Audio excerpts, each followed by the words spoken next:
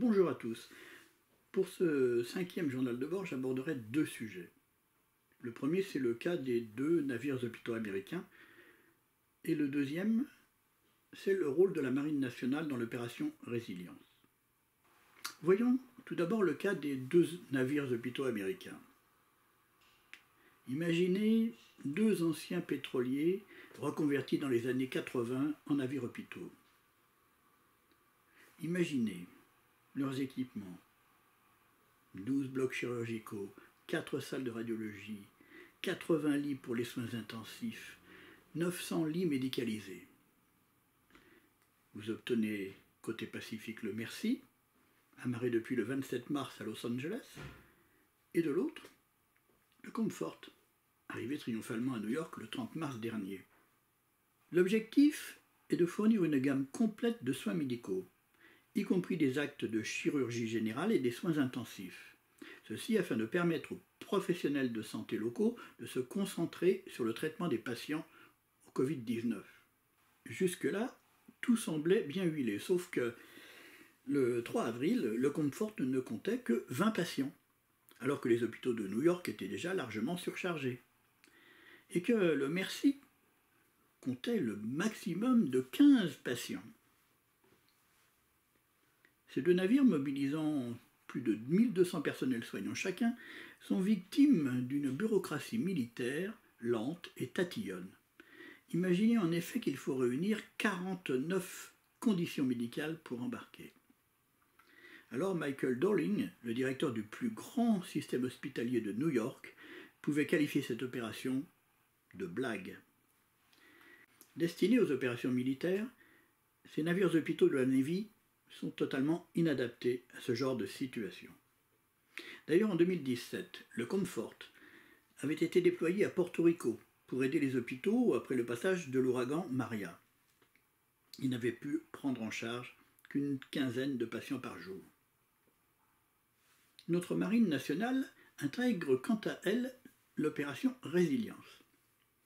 Dans ce cadre, nos porte-hélicoptères amphibies, le Mistral, le Tonnerre et le Dixmude, sont engagés et sont mobilisés. L'idée n'est pas, à l'heure actuelle, d'embarquer et de soigner à bord des patients du Covid-19, même si un transfert de tels malades s'est fait le 21 mars dernier à bord du Tonnerre entre la Corse et le continent. Le 25 mars, le Mistral, engagé dans la mission Jeanne d'Arc de formation des élèves officiers, et après une courte escale technique aux Maldives, faisait route vers Mayotte, où le sous-groupement tactique a débarqué le 4 avril dernier. Il est désormais aux ordres du détachement de la Légion étrangère sur place pour apporter son soutien à la population et aux services publics, notamment distribution d'aide alimentaire. Puis le Mistral est reparti pour la Réunion où il doit charger du fret, toujours destiné à Mayotte. Cette aide est précieuse dans nos dom-toms, toujours pauvres en moyens, et les marins se sentent donc utiles dans cette situation particulièrement difficile pour nos concitoyens, et du coup, le moral à bord reste bon malgré la fatigue et le confinement. Comme le précise son pacha, nous ponctuons nos traversées de journées du dimanche qui permettent de se reposer et de se distraire en l'absence d'escale. Et les midship, entendez les élèves de l'école, continuent leur formation sans encombre tandis que nous naviguons en groupe avec le Gué Pratt et ils restent très motivés. Enfin, le 3 avril, le 3e porte-hélicoptère amphibie, le Dixmude, a appareillé de Toulon pour les Antilles avec à son bord 4 hélicoptères, du fret sanitaire, des véhicules et des capacités amphibies afin, là aussi, d'apporter un soutien de poids. Les capacités techniques de ces bâtiments leur permettant de se rendre dans des zones difficiles d'accès. Le bâtiment de soutien et d'assistance Champlain est arrivé le 6 avril dernier à Mayotte avec à son bord une citerne d'oxygène liquide d'une capacité de 20 000 litres, 1000 litres d'alcool pur en vue de fabriquer de la solution hydroalcoolique, ainsi que des équipements de protection destinés au centre hospitalier de Mayotte. Le bâtiment renforcera ensuite les stocks des denrées des détachements français présents sur les îles éparses.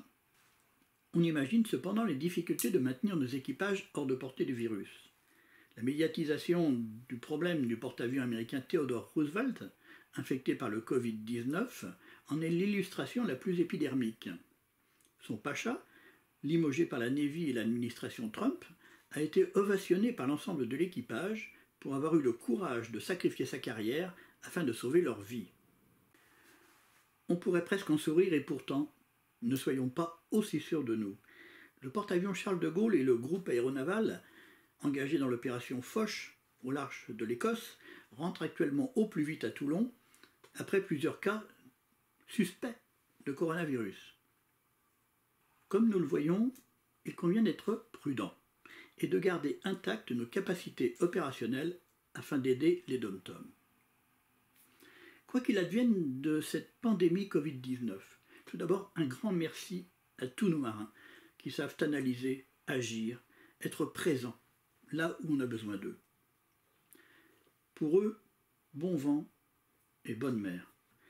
Et quant à nous, qui sommes confinés, pour participer à l'effort de la nation, restons chez nous.